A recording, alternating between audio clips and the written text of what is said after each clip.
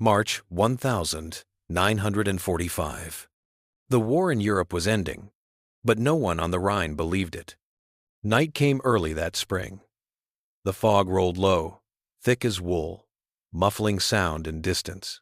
On the western bank, near the small German town of Wessel, villagers huddled in cellars. They could hear it again, that sound. Engines, hundreds of them. The deep mechanical rumble of an armored division preparing to strike. To the east, German scouts listened from the tree line. Through their binoculars, they saw silhouettes, rows of Sherman tanks parked under camouflage nets, long lines of trucks, even artillery barrels jutting from the hedgerows. They radioed their command post. American armor massing for a crossing. Large force, possibly Patton's. Orders came quickly. Redeploy. Reinforce. Prepare to defend the Rhine. But there was nothing to defend against. The tanks weren't real. The soldiers weren't real. The sound wasn't real. What the Germans were hearing was the 23rd Headquarters Special Troops, a U.S. Army deception unit so secret that even its own commanders didn't know its full scope. They were not tankers, nor infantry. They were artists, set designers, sound engineers, and radio men recruited from art schools, advertising firms, and film studios. Their mission: to simulate entire divisions of the U.S. Army using sound, light, and illusion. And that night, as the fog thickened, the Ghost Army went to work. The deception began before sunset. A convoy of trucks rolled into a field near the Rhine. Soldiers in faded uniforms carried rubber bundles, deflated tanks, jeeps, and artillery pieces made of inflatable canvas. With air compressors humming, they inflated the dummies until the fields filled with what looked, from a mile away, like a mechanized army. Generators powered loudspeakers mounted on half-tracks. From them came the metallic roar of M4 Sherman engines, synchronized to recordings made weeks earlier at Fort Knox. The engineers adjusted the bass until it rattled through the soil. Across the river, German spotters marked coordinates for artillery fire. They didn't know the coordinates were meaningless. By midnight, 600 fake vehicles had been deployed, 20 miles of false radio chatter was being broadcast, and a Phantom Division, the 6th Armored, entirely fictional, appeared to have assembled for an assault. The Germans redirected their 15th Panzer Grenadier Division to counter it. They moved east, into empty space. 30 miles south, where the real U.S. 9th Army was crossing under darkness, there was no resistance. The war moved forward not with a battle, but with a performance.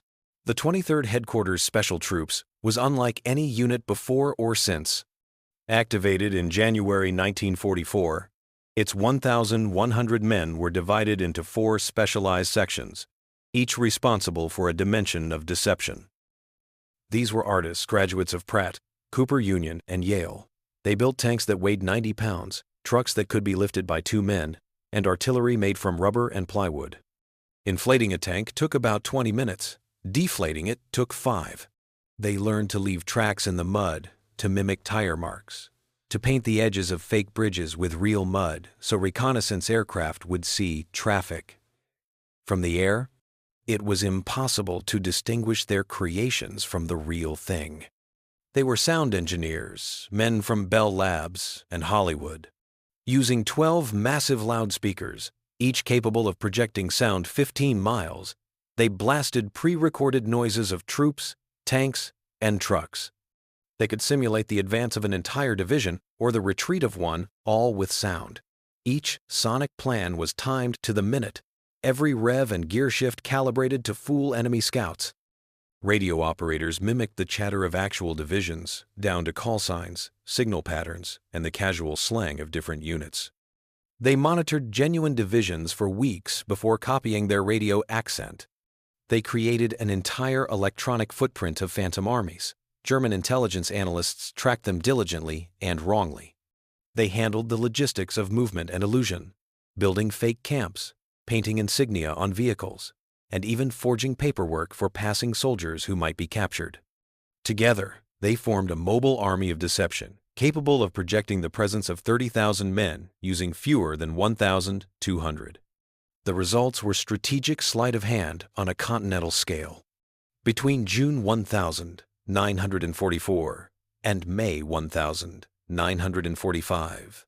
The Ghost Army conducted over 20 deception operations across France, Luxembourg, Belgium, and Germany. They impersonated divisions from the 2nd Armored to the 101st Airborne. They faked entire headquarters. They built supply depots overnight. They moved imaginary convoys along real roads, accompanied by fake MPs directing traffic. In one operation near the Moselle, they parked dummy tanks in plain sight, but only on one side of a hill. They wanted German reconnaissance planes to photograph them from a specific direction. On the opposite slope, the real tanks were hidden, waiting. The deception worked perfectly. The Germans shelled empty fields for 2 days. By the time they realized their mistake, the real armor had already advanced. For the men of the Ghost Army, war was not fought with bullets, but with belief. They lived in tents beside their creations, rubber tanks and dummy trucks that groaned in the wind. They ate rations beneath the silhouettes of fake artillery. At night, they watched the horizon flash with real explosions and wondered if anyone on the other side suspected that the army across the field was made of air. Private Harry Lerner of the 603rd wrote in his notebook, "It's strange to make something deadly that can't kill, to draw a gun barrel knowing it will save a life." They were soldiers and artists in equal measure. Their tools were paint, air pumps, and amplifiers, yet their missions carried the same risk as any combat unit. In March 1945, during Operation Viersen, German artillery zeroed in on their position. Shells landed among the inflatables, tearing holes in canvas tanks. The men didn't run. They patched the tanks as if repairing props on a film set. Sergeant Bill Blass, who would later become a famous fashion designer, described it later. "You stop thinking of yourself as deceiving the enemy. You start thinking of yourself as holding the line. The lie becomes real when someone shoots at it." The Ghost Army had no weapons heavier than rifles, but every mission placed them in proximity to frontline danger. Their survival depended not on firepower, but on the thin thread of invisibility, the hope that the Germans would never get close enough to touch the illusion. Psychologically, it was a peculiar war. They were trained to act like soldiers, not simply to be them. Every gesture mattered. The way they walked, the way they saluted, even how they complained at the mess table. If a captured German spy infiltrated their lines, one misplaced insignia or a wrong patch could expose them. They carried forged letters, fake division newspapers, and counterfeit supply manifests props for a theater that had to survive first contact with reality. It was war as performance art, executed with military precision. The Ghost Army did not exist to entertain. It existed to save lives. Each successful deception diverted German forces away from real Allied movements. The 23rd's operations helped conceal the buildup to the Normandy breakout, the crossing of the Rhine, and the Siegfried Line assault. In total, historians estimate their efforts saved between 15,000 and 30,000 American lives. But beyond the tactical victories lay a deeper philosophy, one that blurred the lines between engineering, art, and strategy. The Ghost Army embodied a simple principle. Perception is a weapon. The Nazis had built their war machine on intimidation, grand parades, black uniforms, symbols of fear. The Americans countered not with spectacle, but with simulation. They turned deception into a tool of precision and applied psychology of war. The U.S. Army's leadership understood that modern warfare was as much about information as infantry. If you could control what the enemy saw, you could control how he fought. The 23rd Headquarters became a prototype for what would later be called psychological operations. It was warfare by suggestion, by projection, by illusion. Decades later, Pentagon analysts studying deception tactics in Iraq and the Balkans would reference the Ghost Army's methods. Inflatable decoys, false radio signals, and sound simulations became part of standard doctrine. The 23rd had written the first chapter by hand, with paint and rubber. When the war ended, the Ghost Army vanished. Their records were sealed. Their stories went untold for 50 years. Men like Hal Painter, George Vander Sluis, and Arthur Shilstone went home and became painters, architects, ad men, They told no one what they had done. Even their families believed they had been engineers. It was not until 1996 that the operation was declassified. By then, many of its veterans were gone. Historians who reviewed the files were stunned not by the secrecy, but by the audacity. The U.S. Army had created a force that fought without killing, a unit that proved imagination could outmaneuver firepower. The Nazis had feared Patton's tanks. But what they could never understand, and therefore never defeat, was the ability to invent an army out of air. War is usually measured in destruction, in bombs dropped, shells fired, ground gained. The Ghost Army left no craters, no ruins. Their legacy was absence, the battles that never happened, the soldiers who never died. They fought in the space between sound and silence, between the visible and the invisible. Their weapons were shadows. Their victories, illusions.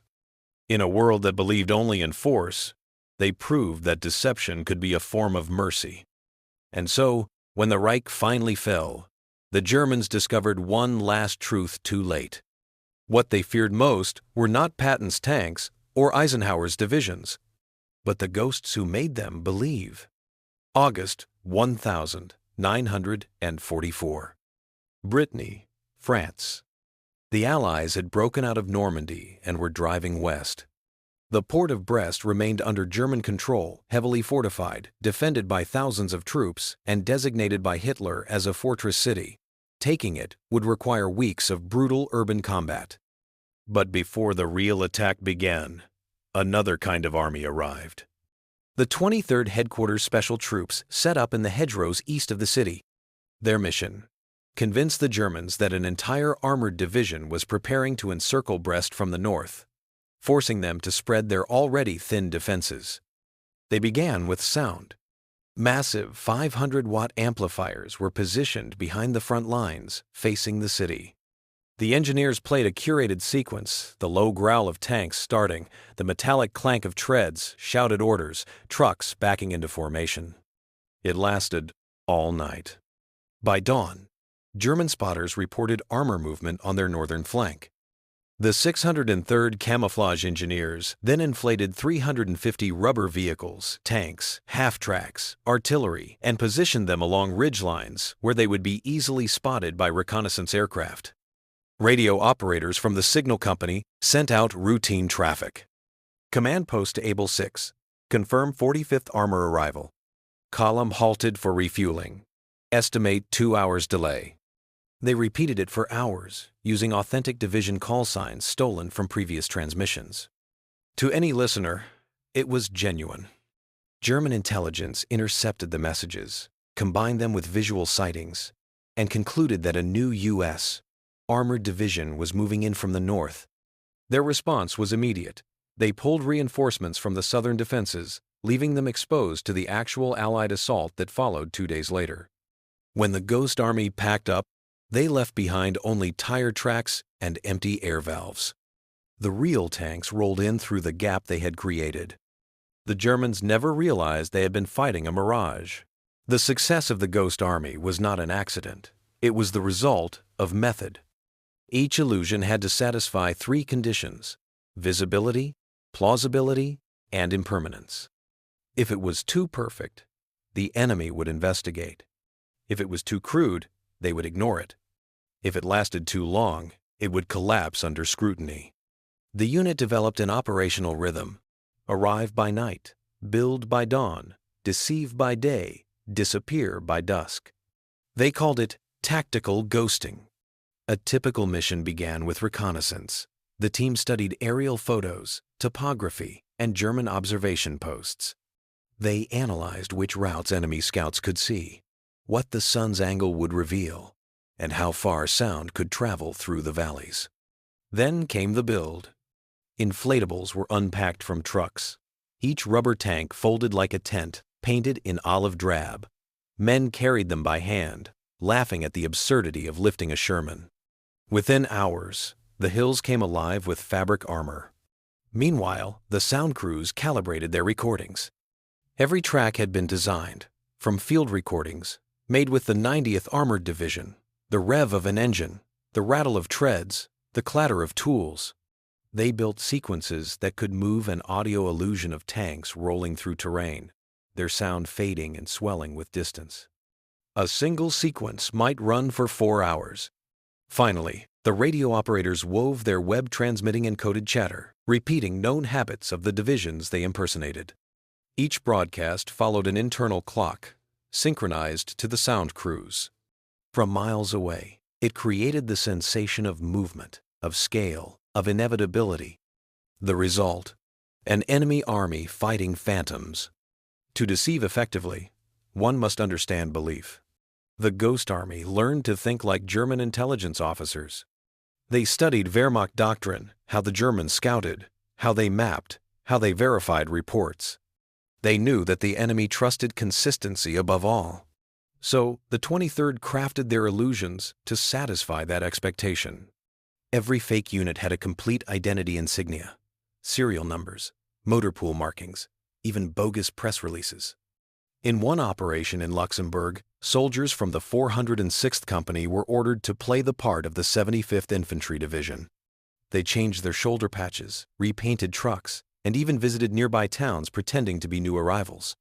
They drank in local taverns, complained loudly about our push toward Koblenz, and made sure to be overheard by anyone who might talk to the Germans. Within 48 hours, enemy reconnaissance had confirmed the 75th's presence. The Germans redeployed artillery accordingly. It was theater, but with lethal consequences. The stage was the battlefield. The audience was armed. Psychologically, it required detachment. Each man understood that his job was to manipulate another man's perception, to weaponize imagination. Captain Fred Fox, one of the unit's planners, wrote after the war, "Our work demanded empathy with the enemy. We had to see the world through their eyes. Only then could we turn that sight against them." It was empathy as strategy. Compassion, repurposed into control. December 1944. Luxembourg. The Battle of the Bulge had begun. German forces had launched their last major offensive, pushing deep into Allied lines. Confusion reigned. Amid the chaos, the Ghost Army received orders. Hold the illusion of strength along the southern flank, where the U.S. lines were dangerously thin. The temperature dropped below freezing. The Ardennes forest crackled with ice. They had to create the illusion of a full division in 24 hours. Trucks carrying inflatables bogged down in snow. Generators froze. Loudspeakers cracked from the cold. Yet the work continued. They patched cables with tape, rewired circuits, and by nightfall, the forest was alive with phantom noise. German scouts reported movement, the sound of armor, shouted commands, metallic clanks echoing through the trees. One captured prisoner later told interrogators, "We heard them all night. The tanks, the engines, the orders. We thought the Americans were massing for a counterattack." In reality, the nearest tank was 50 miles away. By dawn, the German advance in that sector had stalled.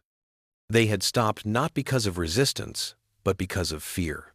For the men of the Ghost Army, it was their most dangerous mission. They were within range of enemy artillery.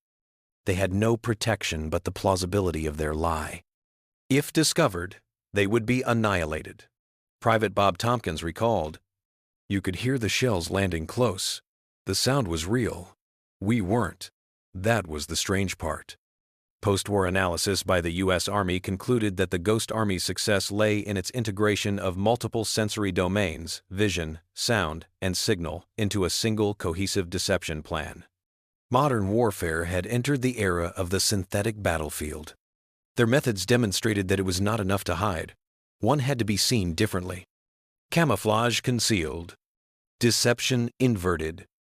It made the unreal appear more real than reality itself. In traditional warfare, victory came through destruction. In the Ghost Army's war, victory came through control of perception.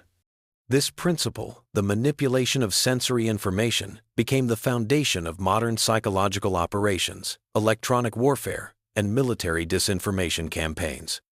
From Vietnam to Desert Storm, echoes of the Ghost Army persisted. Inflatable decoys, false radar signatures, electronic jamming, all born from the same logic first tested in the fields of France. The Nazis feared what they could not understand. They could measure artillery, count divisions, calculate fuel supply, but they could not quantify imagination. When German intelligence officers briefed their commanders on phantom divisions, confusion spread. Why were the Americans attacking from multiple directions? How could so many divisions exist? Why did reconnaissance never confirm them? They began to doubt their own data. Fear, once introduced, multiplied. It slowed decision-making, bred caution, eroded morale. That was the Ghost Army's true weapon, strategic uncertainty. Every false transmission, every inflatable tank, every staged conversation eroded the enemy's ability to believe what he saw. Once doubt took hold, even the truth lost its power. By the end of the war, German field reports were filled with contradictions. Entire U.S. units were sighted in 2 places at once. Phantom divisions fought phantom battles. The Reich's military intelligence was collapsing under the weight of its own false assumptions. The deception had gone beyond theater. It had become psychological warfare in its purest form. After the war, the men of the 23rd were ordered to keep silent. Their records were sealed under the Official Secrets Act. No medals, no parades, no acknowledgement. For 50 years, they carried their history in private. Many went on to build America's post-war imagination. Bill Blass became a designer. Ellsworth Kelly, an artist. Arthur Singer, a wildlife illustrator. Their art shaped peace as their illusions had shaped war. But within them remained a strange dissonance, the memory of fighting a war that officially never existed.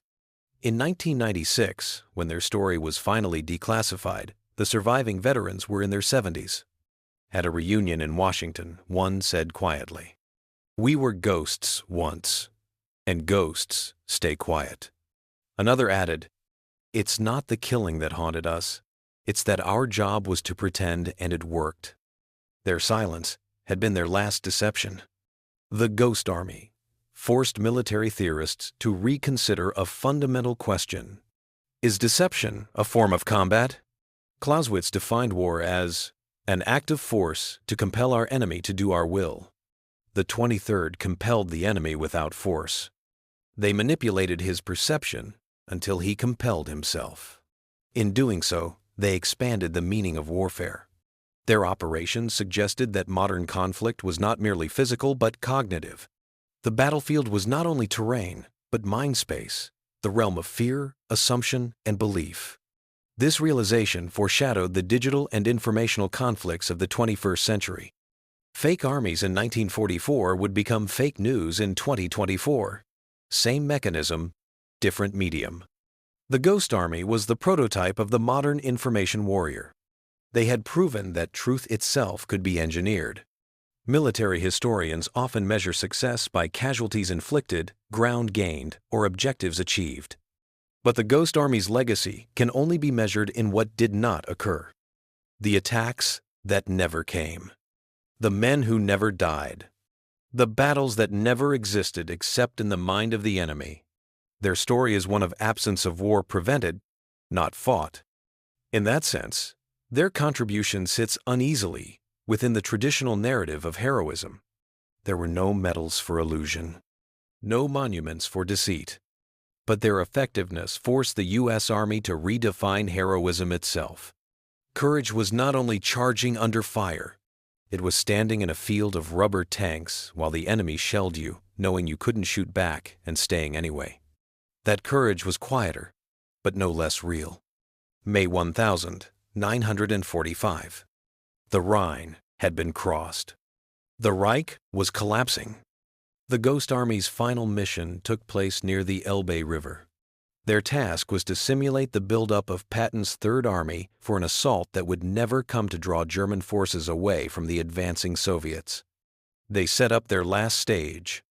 Hundreds of inflatables. Miles of fake radio chatter. the low thunder of recorded armor moving toward a front that no longer existed. The Germans, exhausted and surrounded, still reacted. They shifted their last reserves north, trying to block a phantom. By the time they arrived, the war was over. The deception outlived the conflict itself, the last illusion of a dying empire. History often celebrates the visible, the generals, the battles, the victories carved into monuments. But beneath every visible war lies an invisible one, fought in signals, sounds, and shadows. The Ghost Army belonged to that hidden war. They proved that imagination could be as lethal as artillery, that silence could be louder than gunfire, that the power to deceive could also be the power to save. In the age of machines, they turned art into armor. Their story endures because it forces us to confront a paradox, that the truest victories may come not from destruction, but from illusion. And so the record stands: 1,100 men who fought without firing, who built armies that did not exist, who made the enemy see ghosts and, in doing so, saved the living. They left behind no battlefields, no graves, no monuments, only questions. What is real in war? What is victory when it depends on belief? And in the end, who wins, the soldier who kills, or the one who convinces the enemy not to fight? The Nazis feared Patton's tanks because they could destroy. They feared the Ghost Army because it could disappear.